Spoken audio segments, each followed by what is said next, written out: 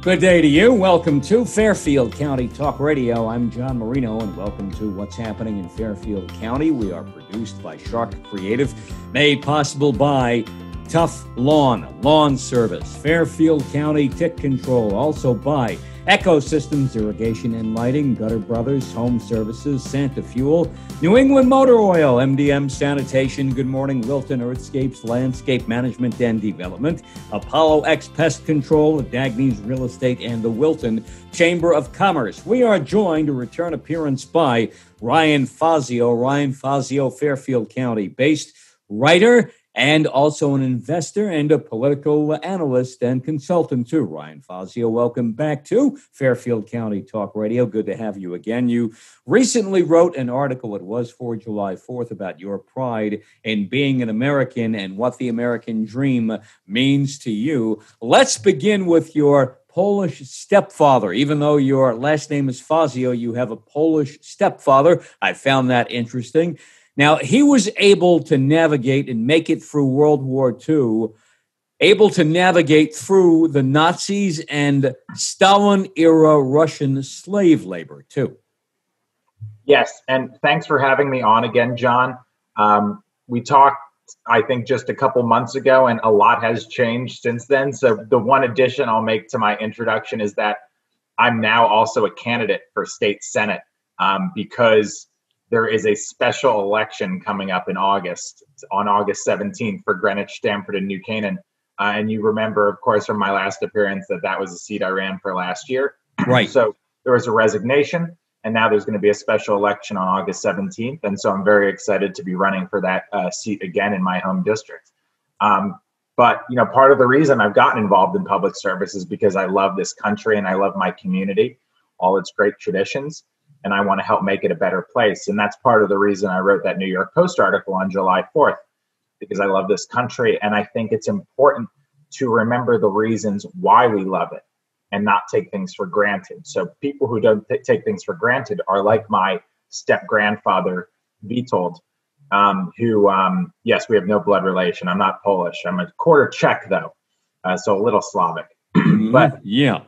But he certainly does not take it for granted because he experienced the horrors of the 20th century totalitarian states, including the communist Soviet Union. Because his father was a low-level military official in Poland, his family got sent off to the gulags, the prison camps, in World War II after the Soviet Union invaded Poland. Again, people often forget that Stalin and the Soviet Union was allied with Hitler and Nazi Germany at the beginning of the war, and they partitioned Poland. And the Polish attitude toward, the Polish Marxist ideology was that was class struggle, that there is a Manichaean divide in society. Either you were with the proletarian class or you were against it. You were with the bourgeois property owning class. And just because he had an association with the military, the whole family gets sent off to a prison camp where people often died. Millions of people died in the Soviet gulags. And my step-grandfather talked about how he not only saw death all around him from disease and starvation, people with the extended bellies from starvation in the prison camps, in the freezing cold tundra of the Siberian forests, but he smelled it, which is very distinctive. But it gives you a sense of this totalitarian left-wing ideology, the waste that it laid as recently as the 20th century. People who are alive today saw it and witnessed it and smelled it.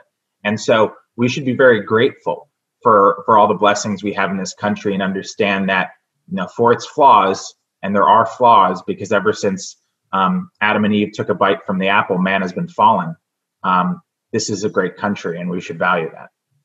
Now, you mentioned your part Czech background. You also had a Czech Republic-born college professor who grew up without the freedoms we have here. Yes, and I remember him lecturing in class one day saying, America, yours is the country of individual freedom, and you should be proud of that. You should be proud of what it gave to the world. Certainly, all of Western Europe, obviously beyond the Berlin Wall, there was freedom during the Cold War, Eastern Europe was under the Iron Curtain of communism, the satellite nations that were basically controlled by Moscow, and the unfreedom and the poverty and the death that those citizens experienced would have also been experienced by Western Europe if it weren't for the United States. Obviously, one of the turning points in the Cold War was Truman and the Berlin airlift and standing up to the first attempt by Stalin and the Soviet Union to advance into Western Europe and Western Berlin in particular. Who was it? George Kennan, the diplomats' policy of containment. Nothing's perfect, but it seemed to it probably saved millions of lives in Western Europe and elsewhere around the world. And my Czech professor was certainly well aware of that, having been born in before the Velvet Revolution into the communist Czech Republic. And with that perspective, he understood that we as Americans, that his American students should be very proud of their country. But one of the premises of the op-ed that I wrote is that younger Americans in particular are decreasingly proud of their country. And I think it stems from a sense of comfort and a lack of perspective on history. It's probably our fault as a country that we're not teaching the truth about our history as much as we used to. Any sense of perspective on the world and history, I think, renders a verdict that's very positive on America and its contribution to the world, again, for its flaws, because it saved tens of millions of lives from communism, from fascism in just the 20th century alone. And your good friend from Haiti would second to that emotion too. Yes, I opened the article with a joke he tells. He says, "Do you know why?" In his Haitian accent, he says, "Do you know why I love the United States?" He pauses and he says, "Toilet." He didn't have indoor plumbing as a teenager growing up in Haiti. He didn't have electricity until his late teenage years. He's very appreciative of what he has here, and he's as patriotic a person as I know. He grew up in the poorest country in the Western Hemisphere, which is very close to America's shores. And again, sometimes it's immigrants who have the greatest appreciation for all this country has to give. You talk about in the article, too, how despite all of our flaws, which you alluded to, that the formation of this nation, as opposed to the 1619 Project, was all about basically, as we evolved through the years, eradicating what's wrong with this nation from day one. Things like slavery and segregation and much more. Yeah, these are the great sins of the United States, and sin and crime and it is common in human history. But it still needs to be eradicated. It still needs to be confronted and fixed. And it's something that needs to be remembered by Americans today. It's something that needs to be taught. We need to teach the horrible history of slavery and subjugation and Jim Crow. We also need to teach the Civil War, how hundreds of thousands of Americans, Union soldiers, died in order to preserve the Union and eradicate slavery.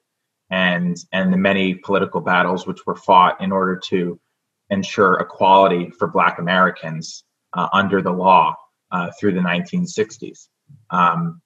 But I think what made it more possible to ensure the equal status under law that we now see today, and the general cultural understanding that we are all created equal in the eyes of a loving God, are the premises of America's founding.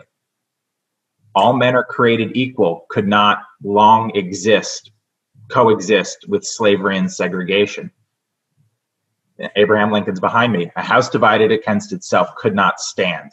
It had to become all one thing or all the other, is what Lincoln said. And it did. And because of the strength of that founding mantra, that it was that philosophy that eventually won out. And it's also that philosophy that I think has spread to the rest of the world. And it's a general understanding now. It's kind of the common, it's the common political motif. Whereas that was never the case before, I think before the American ideal and before the Enlightenment, certainly before Judaism and Christianity, in the long course of human history and the broad course of human history. So we should also appreciate that the horrible sins that America committed, it was also, I think, the founding character of America that enabled the eradication of those sins. Surveys show fewer Americans than ever claim to be extremely proud to be an American. And yet another poll by Gallup shows that people around the world, especially from Africa and Latin America, would choose to come to the U.S. instead of going anyplace else. I think that's a pretty interesting divergence of surveys. A couple of very different results there, I think. Exactly. This is America is by far the number one destination that immigrants would like to come to. It in that Gallup survey from a couple of years ago, I think it was 3.4 times more people answered that they would want to come to the United States if they could immigrate anywhere, compared to the next most popular destination, which was Canada, which is not a dissimilar country than the United States. It's probably the most similar country to the United States.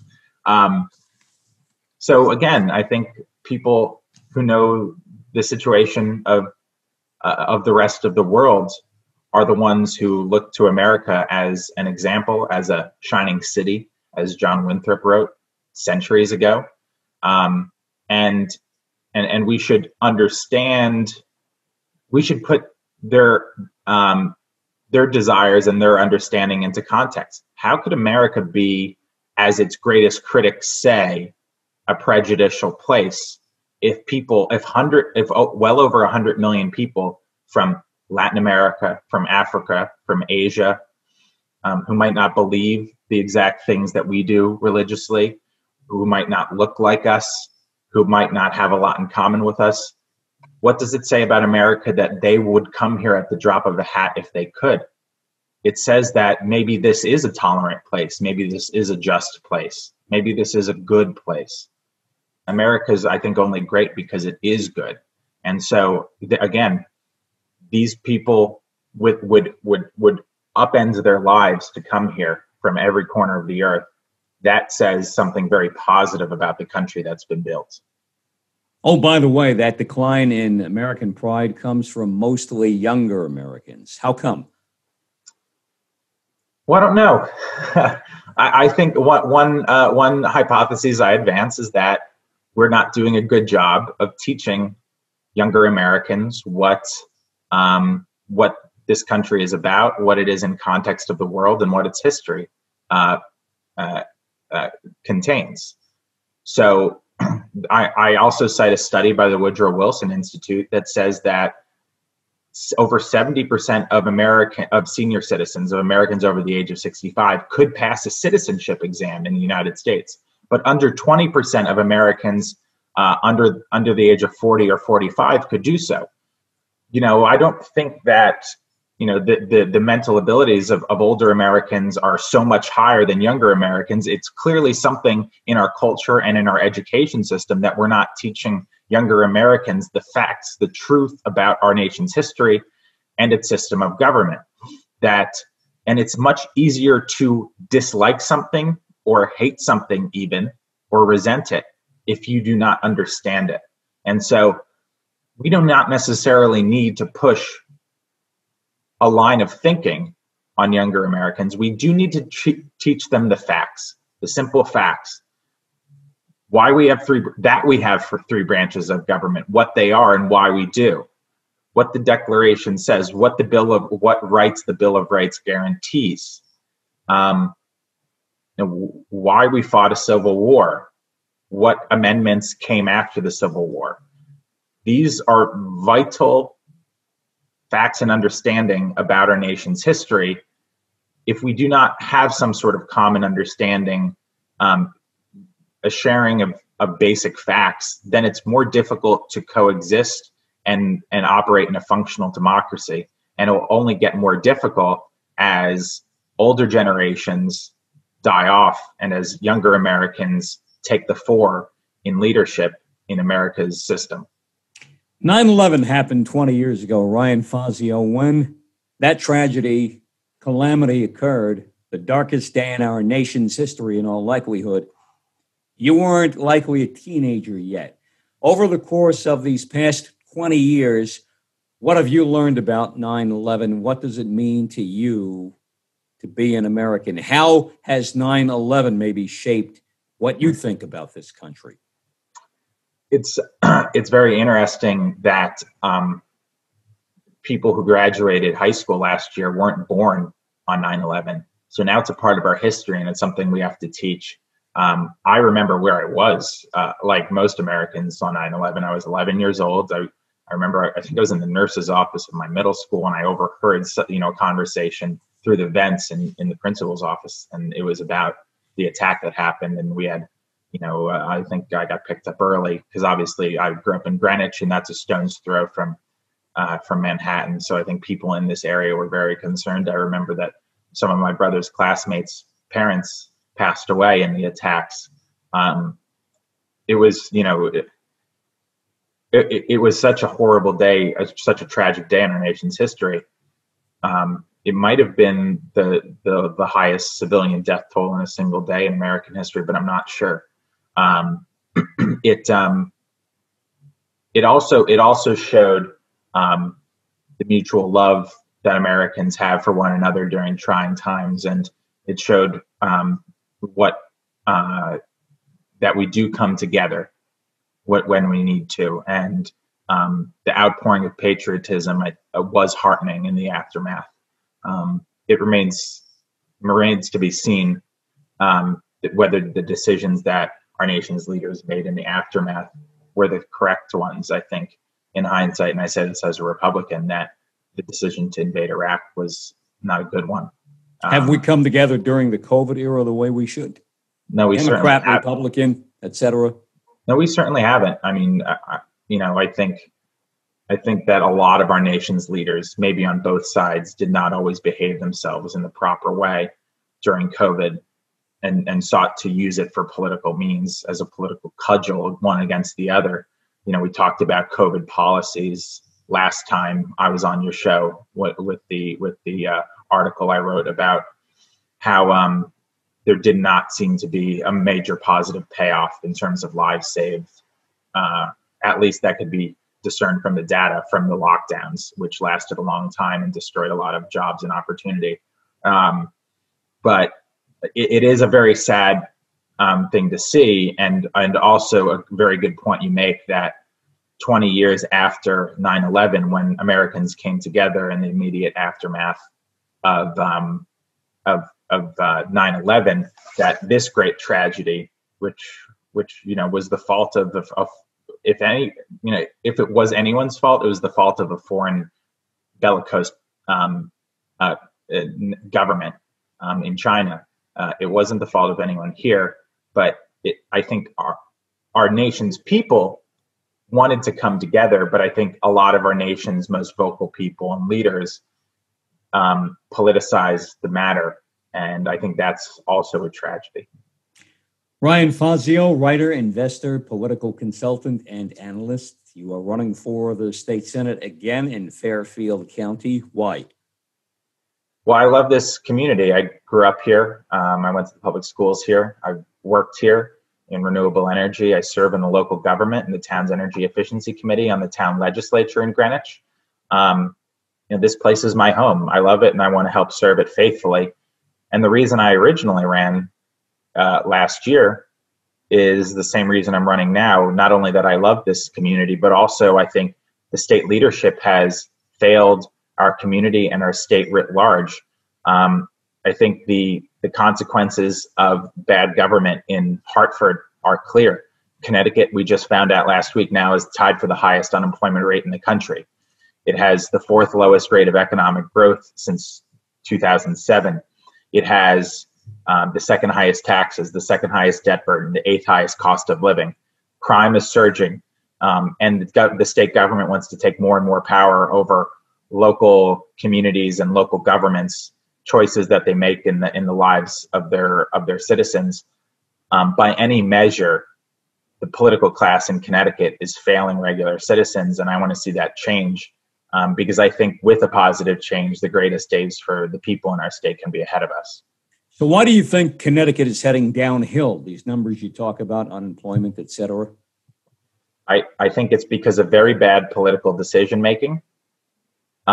radical policies and corruption that has persisted in Connecticut state capital for well over a decade. The facts are clear. We have the second highest taxes in the country. There's been 7 major tax increases on the middle class in the last, I think, 16 budget cycles. The budget cycles are biennial. They're every 2 years in Connecticut. So every other budget, we raise people's taxes, middle class people's taxes, significantly. And so it shouldn't be a surprise that, we have seen no population growth in this state in a long time. We've the 4th lowest population growth in the entire country. People can't afford to live here. People can't afford to work here. Jobs are not being created here. It's just not a good situation. And I really applaud the regular people in our state who still find ways to make it by. They show a lot of grit. They have a lot of character. They're hardworking. They're intelligent. All the resources that we have in terms of our people, our location, the beauty of our state are very clear. This state should be able to succeed fantastically, but it's not succeeding. And the only rationale I can think of as to why that is because the state leadership and the state's policies are failing middle-class families. So what would you do differently than is not being done now? Good question. So the first priority has to be to create economic opportunity for all people in our state. I would simplify the tax code, and I would cut income tax rates on all families. I think income taxes are the most prohibited to work, job creation, and the economic health of this state. I would reform the unfunded pension liabilities and fringe benefits for state employees that are the anvil around the neck of our budget and our state's economy in the long term. I think that can be done under legal doctrine that's upheld at the Supreme Court, and it can be done in a reasonable way that does very little harm to people who are owed money by the state. It's mutual solution that's necessary for everyone to do well in the long run. I would reduce wasteful spending in order to make the budget balance as well. On public safety, there's a major crime wave occurring in Connecticut. There's been a 35% increase in homicides in our state's biggest cities in the past year. Over 40% increase in carjackings, which are now turning violent. This is not only hurting the victims of these crimes, but in many cases, it's creating a disaster for some of the younger perpetrators of the crimes, especially the carjackings. These kids are now being conscripted by more senior gang members into a life of crime where they shouldn't otherwise, because of the laws of the state are extremely lenient and extremely hands-off in terms of institutionalization and rehabilitation of some of the more minor criminals. But the police law that was passed last year as well, which was, made headlines in Connecticut for being one of the most sweeping in the country, it tied the hands of police, taking police off the street, putting police on their back foot, and putting criminals on their front foot, which is why we've seen over a 50% increase in shootings in Connecticut's major cities.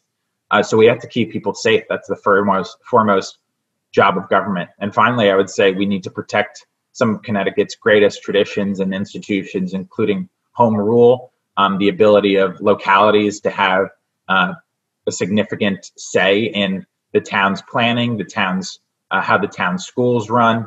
The current leadership in the state Senate is adamant about centralizing and state takeovers of town planning and zoning, and the operations of smaller town school districts. I think we need to preserve that. It's one of Connecticut's great traditions. So there's a lot that needs to be done, and I wouldn't be running if I didn't have strong opinions and convictions about ways we can improve the state. You talk about cutting taxes. Some might say, well, Ryan Fazio, this state of Connecticut provides much in services among near the top of the list around the country, what the state of Connecticut provides, as does the state of New York, New Jersey, very liberal northeastern states. If you cut taxes, you're taking a lot of money away. How do you make that money up and still provide those services to people? Well, I actually wrote another article in the New York Post, I think last year, about analyzing 4 different states, the 4 biggest states in the country: New York, California, Florida, and Texas. 2 of those have much higher tax burdens than the other. But I looked at the quality of their social services, from schools to healthcare to anti-poverty programs. And the results in the low tax states were not only not worse than in the high tax states, but they were better in many cases. New York spends the most per pupil on education in the country, but its academic outcomes for students is not very good. And the areas where they are good are probably some of the innovative charter schools in the inner city neighborhoods of New York City. Listen, Connecticut has an experiment that's decades long in high taxation and high levels of bureaucracy. And we have evidence about what the consequences of that are.